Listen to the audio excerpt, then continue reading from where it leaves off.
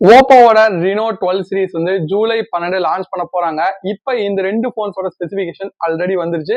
ஓப்போவோட Reno 12 and Reno 12 Pro. இந்த வீடியோல Reno 12 பத்தி வந்து பார்க்கலாம். அண்ட் இந்த போனோட அன்பாக்சிங் கண்டிப்பா நான் வந்து போறதுக்கு வந்து ட்ரை பண்றேன். இப்ப இந்த போன் எப்படி இருக்குங்கிற ஒரு ஓவர்வியூ வந்து பேசலாம். Oppo Reno 12 5G. நான் ஏதோ ஒன்று மிஸ் பண்ணிட்டனோ, ஏஐ. ஓப்போ Reno 12 5G இந்த 12 சீரிஸே வந்து ஒரு ஏஐ போன் அப்படின்னு சொல்றாங்க. இப்ப நிறைய போன் அப்படிதான் சொல்லிட்டு இருக்காங்க. இப்ப இந்த ஓப்போ Reno 12ல என்னென்ன ஏஐ ஃபீச்சர் இருக்குங்கிறத வந்து ஸ்டார்ட் பண்ணலாம். First AI eraser 2.0. இது வந்து கூகுள் பிக்சல் ஸ்டார்ட் பண்ணது. போட்டோல இருக்க அன்வான்ட் ஆப்ஜெக்ட் வந்து ரிமூவ் பண்ணலாம் அப்படின்னு சொல்லியிருக்காங்க. அதே தான் இந்த போன்லயே வந்து இருக்க போது. நிறைய போன்ல இந்த ஃபீச்சர் வந்து பார்த்துருப்பீங்க. எத்தனை பேர் யூஸ் பண்ணிருக்கீங்கிறத கமெண்ட்ல லீவ் பண்ணுங்க. அண்ட் ரெண்டாவதா வந்து நம்ம நிறைய குரூப் போட்டோலாம் வந்து எடுக்கும்போது கண்ணை நீங்க வந்து ஒருவேளை மூடிட்டீங்கன்னா அப்ப ஏதாவது ஒரு போட்டோ வந்துச்சுன்னா அதுல இருக்க போட்டோவை வச்சு உங்களோட கண்ணு வந்து திறந்துருக்கமா எடுத்துட்டு வருமாமா. இது ஒரு நல்ல ஃபீச்சர் தானே. அது போக மூணாவதா AI speaker, AI recording up to 5 hours, AI writer, எல்லாத்துலயுமே நம்ம ஆர்டினரி ஃபீச்சர்ல ஏஐ வந்து சேர்த்துட்டாங்க. அதான் ஏஐ ஃபீச்சராமா. அண்ட் அது போக ஃபைனலா வந்து ஒரு ஃபீச்சர் வந்து சொல்லியிருக்காங்க. ஒன்னு வந்து நாங்க அந்த ஏஐ வச்சு ப்ளூடூத் கனெக்டிவிட்டி அண்ட் இந்த இன்டர்நெட் கனெக்டிவிட்டி எல்லாம் இம்ப்ரூவ் பண்ணியிருக்கோம் அப்படின்னு வந்து சொல்றாங்க. அது போக இன்னொன்று வந்து பியூட்டான் லிங்க் அப்படின்னு வந்து சொல்றாங்க. இது வந்து என்னன்னா உங்களுக்கு வந்து சிக்னலே இல்லைனாலும் இதை வச்சு நீங்க வந்து கால் பண்ணிக்க முடியும் அப்படின்னு சொல்றாங்க. எது மூலியமானா ப்ளூடூத் மூலியமா. அதுக்கு அவங்களும் ப்ளூடூத் ஆன் பண்ணிருக்கணும், நம்மளும் ப்ளூடூத் ஆன் பண்ணிக்கணும். குறிப்பிட்ட ஒரு டிஸ்டன்ஸ்ல இருந்தா மட்டும் தான் அந்த கால் வந்து ஓரளவுக்கு நல்லா இருக்கும். ப்ளூடூத் யூஸ் பண்ணி ஃபைல் ஷேர் பண்ணும் போதே ஒரு மாதிரி இருக்கு. அதை யூஸ் பண்ணி கால் பண்ணா எப்படி இருக்கும்னு யோசிச்சு பாருங்க. Hello,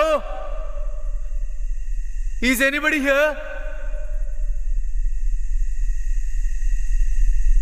it's very silent here. It's very com here. Jokes apart, இப்ப இதெல்லாம் தான் இந்த போனோட ஏஐ ஃபீச்சர்ஸா சொல்றாங்க. இதனால இது வந்து ஒரு ஏஐ போன்னு சொல்றது உங்களுக்கு என்ன தோணுதுங்கிறத கமெண்ட்ல லீவ் பண்ணுங்க. அண்ட் எத்தனை பேர் இந்த ஃபீச்சர் எல்லாத்தையும் டே டு டே லைஃப்ல யூஸ் பண்ண போறீங்க அப்படிங்கிறதையும் திங்க் பண்ணி வந்து பார்க்கணும். பட் இதெல்லாம் தான் இந்த போன்ல வந்து இருக்க ஒரு ஹைலைட்டா வந்து சொல்றாங்க. அண்ட் இப்போ வந்து பர்ஃபார்மன்ஸ் வந்து நம்ம வந்து ஸ்டார்ட் பண்ணலாம். பர்ஃபார்மன்ஸ் தான் எனக்கு இந்த போன்ல ஒரு பெரிய டிராபேக்கா வந்து தோணுது. ஏங்கிறத வந்து கிளியரா வந்து பார்க்கலாம். இதுல யூஸ் பண்ணிருக்க ப்ராசர் பாத்தீங்கன்னா மீடியாடெக்கோட Dimensity 7300.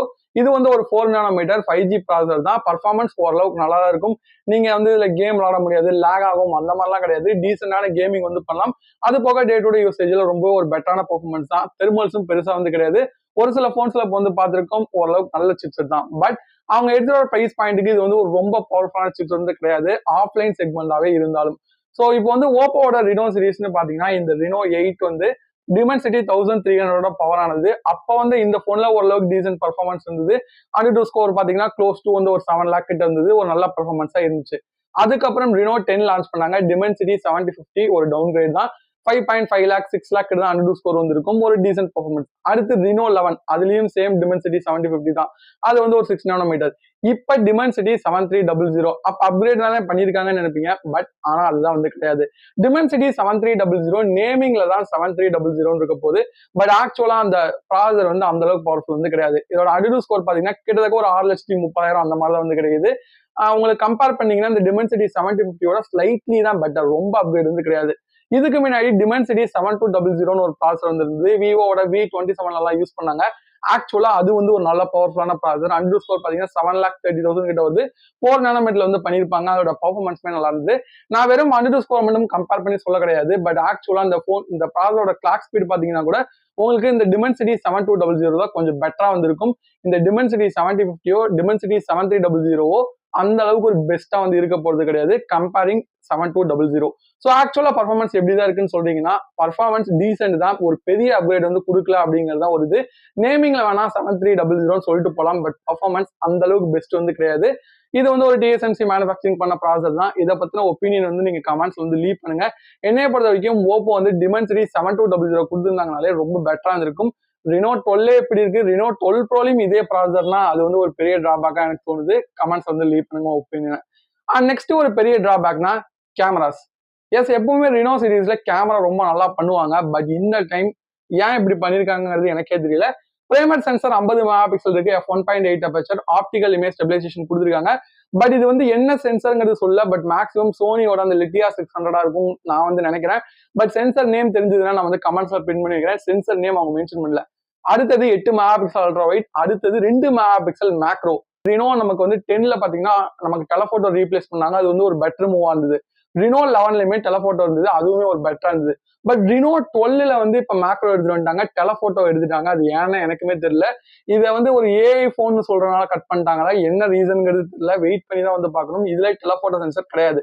அது போக செல்ஃபி கேமரா எப்பவுமே காலங்காலமா கொடுக்குற அதே அந்த 32 மெகா பிக்சல் சென்சர் தான்.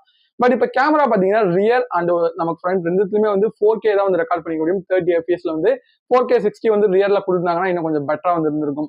அண்ட் நான் ஏன் வந்து கேமரா பெஸ்டா இல்லைன்னு சொல்றேன்னா, அந்த டெலபோட்டோ கட் பண்ணது எனக்கு சுத்தமா வந்து பிடிக்கல. அது என்னதான் வந்து மேக்ரோ ரீப்ளேஸ் பண்ணியிருக்காங்க, அது என்னன்னே புரியல, என்ன மூணு. அது போக உங்களுக்கு வந்து சென்சர் வந்து என்ன சென்சர்ங்கிறது மென்ஷன் பண்ணல. சோனி சென்சரா இருந்தா ஓகே தான், பட் சென்சர் அவங்க மென்ஷன் பண்ணுவாங்க எப்பவுமே, இந்த வாட்டி நேமும் கரெக்டா வந்து மென்ஷன் பண்ண கிடையாது. ஸோ ஓவரால் கேமரா வந்து ரொம்ப ஒரு பெஸ்ட் இன் கிளாஸ்னு சொல்ல முடியாது. ஒரு டீசென்டான கேமராஸா தான் இருக்க போகுதுன்னு நான் வந்து எதிர்பார்க்கறேன். உங்க தாட்ஸை கமெண்ட்ல வந்து லீவ் பண்ணுங்க. நெக்ஸ்ட் எப்பவும் போல பில் குவாலிட்டில இருந்து ஸ்டார்ட் பண்ணலாம். பில் குவாலிட்டி இந்த அளவுக்கு இந்த வாட்டி வந்து உங்களுக்கு போன டைமோடய எனக்கு ரொம்ப வந்து பிடிக்காத மாதிரி தான் இருக்கு. ஒரு பிளாஸ்டிக் பில் குவாலிட்டி தான் போன டைம் இருந்த மாதிரி தான். பட் டிசைன் பேசும்போது ஒரு சில பேருக்கு வந்து இது பிடிக்கலாம். பட் எனக்கு பார்க்க ஒரு நார்மல் மாதிரி தான் இருக்கு. ஏன்னா ரினோ சீரிஸ்ல எப்பவுமே டிசைன் பார்க்கறது கொஞ்சம் நல்லா புதுசா பண்ணுவாங்க. லாஸ்ட் டைம் லான்ச் ஆனா ரினோ 11 கூட பாத்தீங்கன்னா டிசைன் ரொம்ப நல்லா இருந்தது. பட் இந்த டைம் எனக்கு அந்த அளவுக்கு வந்து பிடிக்கல. உங்களுக்கு என்ன தோணுதுங்க அந்த கமெண்ட்ல லீவ் பண்ணுங்க. பட் அந்த சில்வரிஷ் கலர் பார்க்கறது கொஞ்சம் வந்து நல்லா இருக்கு. அது போக IP64க்கான ஸ்பிளாஷ் ப்ரூஃப் வந்து கொடுத்துருக்காங்க. IP69 F27 Pro Plus எல்லாம் இருக்கு. பட் இந்த போன்ல வந்து கிடையாது. அது குடுக்கலனாலும் பரவாயில்ல, ஒரு IP67 போயிருந்தாங்கன்னா ரொம்ப பெட்டரா இருந்திருக்கும். பட் ஸ்டில் IP65 ஒரு நல்ல ரேட்டிங். போக வெயிட் பாத்தீங்கன்னா உங்களுக்கு கம்மி தான், 177 கிராம்ஸ் தான். கிட்டத்தட்ட ரொம்ப நாளா அந்த வெயிட் மெயின்டைன் பண்றாங்க. அது வந்து ஒரு பாசிட்டிவ். அது போக 7.5 mm தான் திக்னஸ் இருக்க போது. IR பிளாஸ்ட் இந்த வாட்டி இன்க்ளூட் பண்ணிருக்காங்க, அதுவுமே ஒரு நல்ல விஷயம் தான். சோ பில் குவாலிட்டி டிசைன்ல பெரிய கம்ப்ளைண்ட்ஸ் எல்லாம் ஓரளவுக்கு நல்லா பண்ணிருக்காங்க. 3 கலர் ஆப்ஷன்ஸ்ல உங்களுக்கு இருக்க போது, பிளாக், சில்வர் அண்ட் ஒரு மேட் ப்ரௌன் கலர் கொடுத்துருக்காங்க. எனக்கு அந்த சில்வர் பாக்குறது கொஞ்சம் வந்து பிடிச்சிருக்கு. பட் டிசைன் வந்து எனக்கு அந்த அளவுக்கு வந்து பிடிக்கல. போன டைம் வந்து கொஞ்சம் நல்லா இருந்தது. உங்க ஒப்பீனியனை கமெண்ட்ல லீவ் பண்ணுங்க. நெக்ஸ்ட் இந்த டிஸ்பிளே போன டைமோட டிஸ்பிளே கொஞ்சம் வந்து ஓகேங்கிற மாதிரி பண்ணிருக்காங்க. 6.7 inch தான் AMOLED டிஸ்பிளே தான். நமக்கு ஃபுல் HD பிளஸ் ரெசல்யூஷன் இருக்கு. கர்வ் டிஸ்பிளே வந்து யூஸ் பண்ணிருக்காங்க. ஸ்டீரியோ ஸ்பீக்கர்ஸ் வந்து இருக்கு. அது போக உங்களுக்கு வந்து பிரைட்னஸ் இன்க்ரீஸ் பண்ணிருக்காங்க. 1200 வரைக்கும் மேக்ஸிமம் பிரைட்னஸ் போகும். 394 PPI வந்து கொடுத்துருக்காங்க. ஓவராலா டிஸ்பிளே குவாலிட்டி போன டைமோட இப்போ நல்லா இருக்கும். அது போக பேட்டரியும் கொஞ்சம் இன்க்ரீஸ் பண்ணிருக்காங்க. 5000 mAh பேட்டரி வந்து இருக்கு. 80 வாட்கான ஃபாஸ்ட் சார்ஜிங் சப்போர்ட் இருக்கு. சார்ஜர் பாக்ஸ்ல வந்து இன்க்ளூட் பண்றாங்க. அது போக இன்னொரு நல்ல விஷயம் அவங்க பண்ணிருக்கிறதுனா ரேம் அண்ட் ஸ்டோரேஜ் வேரியன்ட் தான். மொத்தம் 2 வேரியன்ட் தான். பட் நமக்கு ஸ்டார்டிங் வேரியன்டே 12 GB RAM 256 GB ஸ்டோரேஜ். நான் வந்து இந்த ஸ்டோரேஜ் இன்க்ரீஸ் பண்ணதுக்காக ஒரு பிளஸ்ஸா வந்து எதிர்பார்க்கறேன். DDR4X RAM UFS 3.1 கொடுத்துருக்காங்க. டாப் வேரியன்ட் வந்து 12 GB RAM 512 GB ஸ்டோரேஜ் வந்து கொடுக்குறாங்க. ஸோ அது வந்து ஒரு நல்ல மூவ் தான். சாஃப்ட்வேர்னு பார்க்கும்போது Android 14 பேஸ்ட் ஆன் ColorOS 14.1 வரப்போகுது. அப்டேட்ஸ்னு பேசிங்கன்னா ஒரு 3 மேஜர் அப்டேட்டும் செக்யூரிட்டி பேட்சும் கொடுத்தாங்கன்னா ரொம்ப பெட்டரா வந்திருக்கும். பட் ப்ராமிசஸ் வந்து கிடையாது. பிரைசிங்னு பார்க்கும்போது பிரைசிங் வந்து நமக்கு அஃபிஷியலா தெரியாது. பட் என்னோட கெஸ் படி இவங்க வந்து இப்ப நமக்கு Oppo F27 Pro Plus பாத்தீங்கன்னா கிட்டத்தட்ட 30,000 கிட்ட இருக்கு. 28,000 சம்திங் வந்து லான்ச் பண்ணிருக்காங்க. இந்த போனை போய் 30,000 லான்ச் பண்ணாங்கன்னா கண்டிப்பா அந்த போன் வைக்க முடியாது. ஏன்னா அதை விட அது கொஞ்சம் ஒரு பெட்டர் போன் தான். சோ என்னைய பொறுத்த வரைக்கும் இந்த போன் ஒரு 33,000 மேலதான் வரும். ஏன்னா வந்து அதுக்காக தான் உங்களுக்கு ரேம் அண்ட் ஸ்டோரேஜ் இன்க்ரீஸ் பண்ணிட்டாங்க. கேட்டா 12 GB RAM 256 GB ஸ்டோரேஜ்ங்கிறனால ஒரு 35,000 அந்த மாதிரி தான் எடுத்துட்டு போறாங்க. சோ அந்த மாதிரி எடுத்துட்டு போயிட்டாங்கன்னா இந்த Reno 12 ஒரு பெஸ்ட் போனா இருக்குமான்னு கேட்டா கண்டிப்பா கிடையாது. ஏன்னா Vivo V30ல இதை கம்பேர் பண்ணும்போது ஒரு நல்ல போனா தான் இருக்க போகுது. Vivo V30 மட்டும் கிடையாது, மோட்டோரோட H50 Fusionல இருந்து H50 Pro இந்த மாதிரி நிறைய போன்ஸ் இந்த செக்மெண்ட்ல இருக்கு. Realme GT60. சோ நீங்க ஆன்லைன் ஆப்ஷன்ஸ் கன்சிடர் பண்ணீங்கன்னா கண்டிப்பா பெஸ்டா இருக்கும். ஆஃப்லைன் கன்சிடர் பண்ணும்போது விவோட V30 ஸ்டில் இதை கம்பேர் பண்ணும்போது ஒரு நல்ல போனா வந்திருக்கும். கேமரா, பெர்ஃபார்மன்ஸ் எல்லா விதங்கள்லயுமே. பட் Oppo Reno 12 வந்து பிரைசிங் கொஞ்சம் கம்மியா வந்துச்சுன்னா வரதுக்கு வாய்ப்பு கிடையாது. வந்துச்சுன்னா ஒரு நல்ல போனா இருக்க ஒரு சான்ஸ் வந்துருக்கு. சோ இந்த போன்ல எனக்கு வந்து கொஞ்சம் டிராபேக்கா தோணுன விஷயங்கள்னு பாத்தீங்கன்னா கேமரால டெலபோட்டோ தூக்குனது, அதுக்கு பதிலாக மேக்ரோ இன்க்ளூட் பண்ணது சுத்தமா எனக்கு பிடிக்கல. அது போக பர்ஃபார்மன்ஸ் வெறும் நேமிங்ல வேணா ஒரு பெட்டர் சிப்செட்டா இருக்கு. அதை தாண்டி ஒரு ஆக்சுவல் பர்ஃபார்மன்ஸ் உள்ள வந்து கிடையாது. சோ இதெல்லாம் இந்த போனோட டிராபேக்கா எனக்கு வந்து ஃபீல் ஆகுது. உங்களுக்கு என்ன தோணுதுங்கிறத கமெண்ட் செக்ஷன்ல வந்து லீவ் பண்ணுங்க. சோ உங்க ஒப்பீனியனும் லீவ் பண்ணுங்க. இந்த போனோட அன்பாக்சிங் நான் முடிஞ்ச அளவுக்கு போறது வந்து ட்ரை பண்றேன். வேணுமாங்கிறதையும் சொல்லுங்க. வீடியோ பிடிச்சிருந்துச்சுன்னா லைக் பண்ணுங்க. தேங்க்யூ ஃபார் வாட்சிங். Have a nice day.